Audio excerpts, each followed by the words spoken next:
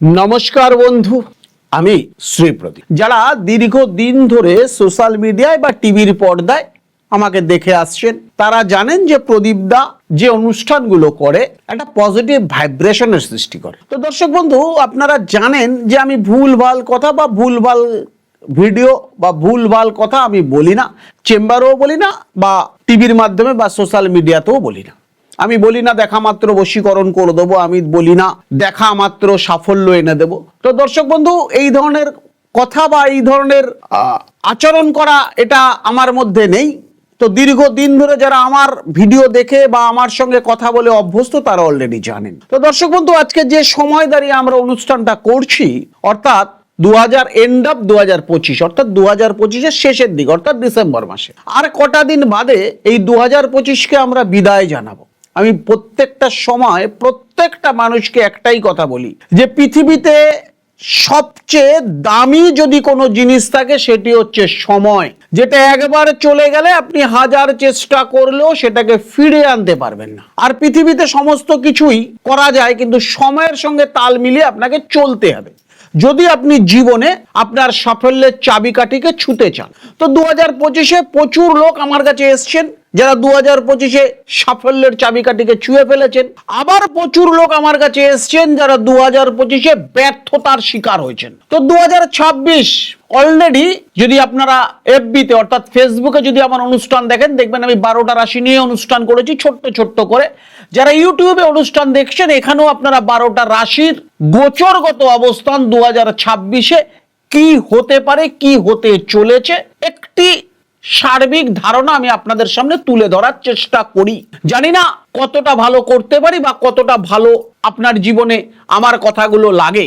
তো আমি চেষ্টা করি আপনার জীবনটাকে সুন্দর এবং মসৃণ করে দেওয়ার জন্য এই চেয়ারটিতে বসে। তো দর্শক বন্ধু, আজকে যে জায়গায় দাঁড়িয়ে আমরা অনুষ্ঠানটা করছি আর কটা দিন বাদে আমরা 2026-এ পৌঁছাবো। তো এই 2026-এ মিথুন রাশির গোচরগত ফল নিয়ে একটা আলোচনা করি যে গোচরে কোন রাশি কিভাবে বসে রয়েছে। সবার প্রথম মিথুন রাশিতে 10 নম্বর স্থানে বসে রয়েছেন শনি, অর্থাৎ এই শনি 10 নম্বর স্থান মানে কর্মজীবন, পেশা, প্রতিপত্তি, যশ। বৃহস্পতি জানুয়ারি মাস থেকে মে মাস পর্যন্ত মিথুনে প্রথম স্থান এবং জুন মাস অক্টোবরে কর্কটে দ্বিতীয় স্থান, নভেম্বর ডিসেম্বর তৃতীয়তে থাকবেন।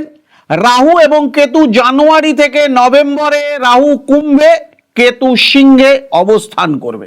এইবার আলটিমেটলি মিথুন রাশির ফলাফল কর্মজীবনে সাফল্যের বছর এটা মিথুন রাশির জাতক বা জাতিকার। শনি আপনার দশম স্থানে অর্থাৎ কর্মে অবস্থান করছে, এটি আপনার রাজযোগের মতন ফল দেবে। অর্থাৎ কর্মস্থানে যদি শনি আপনার থাকে, সেই শনি যদি আপনার জীবনে শুভ ফল দেয় সেটা রাজযোগের সপরিমাণ ফল আপনার জীবনে দেয়। কঠোর পরিশ্রম, শৃঙ্খলা, দীর্ঘমেয়াদীর পরিকল্পনার মাধ্যমে আপনি আপনার কর্মজীবনে স্থিতিশীল উন্নতি লাভ করতে পারেন যদি সঠিকভাবে এটিকে আপনি আপনার জীবনে কাজে লাগান। আমি বারবার বলি যে শনি যদি ফল দেয় তাহলে আপনার জীবনে আমূল পরিবর্তন এনে দেয়। আপনার কিন্তু দশম স্থানে শনি বসে রয়েছেন। এইবার আমরা আপনাকে বলতে চলেছি আপনার জীবনের শুভ সময় বৃহস্পতি বছরের প্রথমার্ধে অর্থাৎ জানুয়ারি থেকে মে পর্যন্ত আপনার রাশিতে থাকায় নতুন কাজ আপনি শুরু করতে পারেন। নেতৃত্ব দেওয়ার ক্ষেত্রেও কিন্তু আপনি জীবনে প্রতিষ্ঠিত হবেন এবং উচ্চ কোনো রাজনৈতিক পদও আপনি পেতে পারেন। বছরের শেষে অর্থাৎ 25শে নভেম্বর রাহু যখন আপনার অষ্টম স্থানে গোচরে অবস্থান করবে, বারবার করে বলছি রাহু অষ্টম স্থানে গোচরে যখন অবস্থান করবে, কর্মক্ষেত্রে কিছু গোপন অপ্রত্যাশিত চ্যালেঞ্জ আপনার জীবনে আসতে পারে। তবে এই চ্যালেঞ্জগুলি কিন্তু আপনাকে আরো শক্তিশালী করে তুলবে এবং ব্যবসায়ীর ক্ষেত্রে ক্লায়েন্টের সঙ্গে বিদেশ যাত্রার ক্ষেত্রে আপনি দৃঢ় মানসিকতার সঙ্গে কিন্তু সেখানে উত্তীর্ণ হবেন। দর্শক বন্ধু, আর্থিক জীবন অর্থাৎ আর্থিক বৃদ্ধি এবছরের মাঝামাঝি সময় অর্থাৎ জুন থেকে অক্টোবর বৃহস্পতি আপনার দ্বিতীয় স্থানে অর্থাৎ আপনার ধনস্থান, দ্বিতীয় স্থান মানে আপনার ধনস্থানে গোচরে অবস্থান করবে।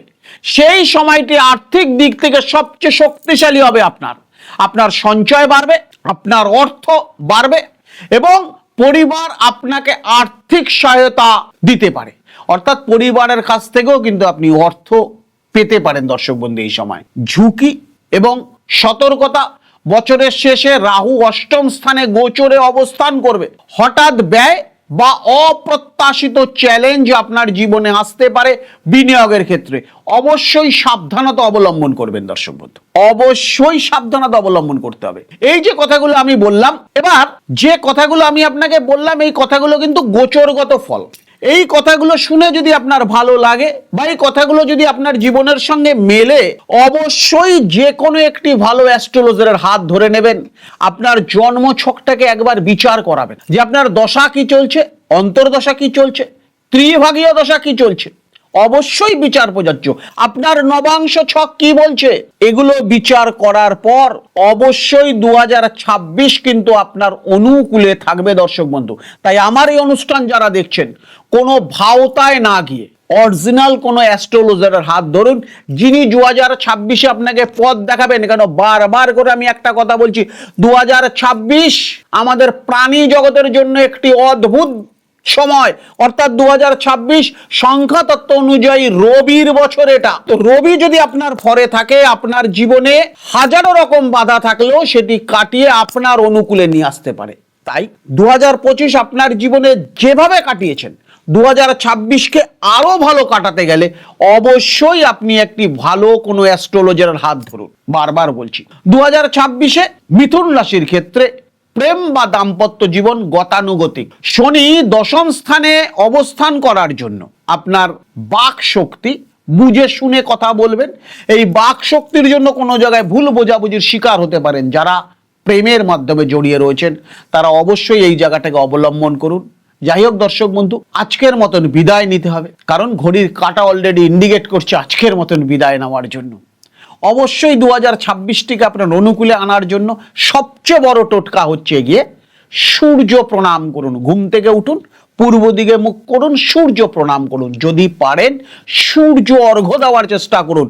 একটি জলের মধ্যে একটুখানি আতপ চাল, 3টে দুব্বাস, লাল চন্দন দিয়ে পূর্ব দিকে মুখ করে সূর্যদেবকে অর্ঘ্য দেওয়ার চেষ্টা করুন। আপনার জীবনে 2026 আমূল পরিবর্তন হবে। কথা দিয়ে গেলাম আমি স্মৃতি। আমি ভাওতা পছন্দ করি না, মিথ্যা কথা পছন্দ করি না। যেটা আপনার জীবনে ঘটবে সেটা নিয়েই আলোচনা করছি, সেটা নিয়েই আলোচনা করব দর্শক বন্ধু। সুস্থ থাকুন, ভালো থাকুন, নিজে ভালো থাকুন, অপরকে ভালো রাখতে গেলে এই ভিডিওটি একবার শেয়ার করুন। নমস্কার দর্শক।